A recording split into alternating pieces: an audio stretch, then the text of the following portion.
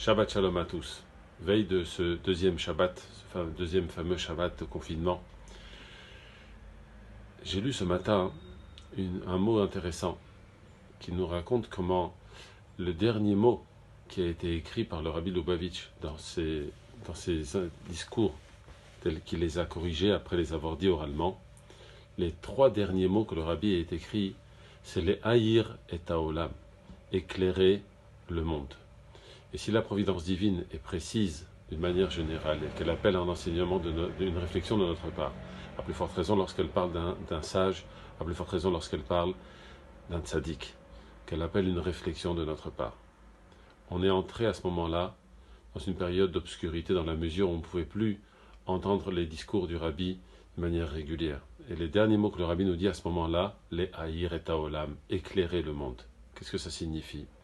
Vous croyez que lorsque vous entrez dans une période d'obscurité, cette obscurité est une punition, cette obscurité est une chute? Pas du tout. L'obscurité appelle une action de votre part qui consiste à éclairer et encore éclairer le monde. Et ceci est la vocation de chacun et de chacune d'entre nous, à l'image de ces étoiles qui, dans l'obscurité de la nuit, sont là pour éclairer le marcheur. Nous sommes là pour éclairer le monde. Ça, c'est notre travail à chacun et chacune d'entre nous.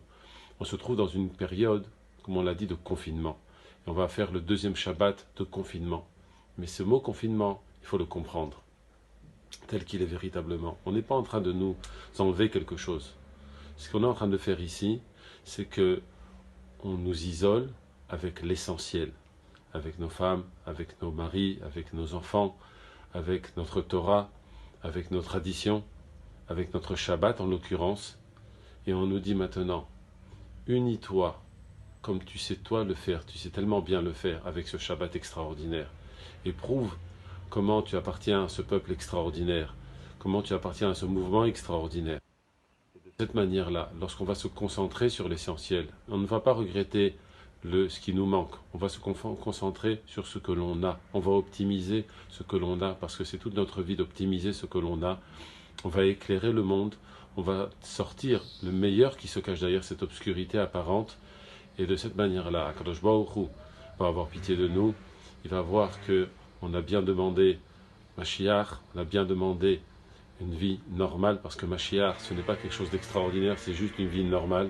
La vie que nous menons aujourd'hui n'est pas une vie normale, même si c'est une prison qui est dorée, une prison ça reste une prison, alors Ezrat Hashem, avant même que Shabbat ne rentre, Mashiach se sera déjà dévoilé, nous serons tous en Eretz Israël, en Eretz HaKodesh, à Yerushalayim, dans le Beit HaMikdash HaShlishi, dans le Kodesh HaKodashim, et ce Shabbat-là sera un Shabbat extraordinaire parce que tout le peuple juif aura été rassemblé sur sa terre.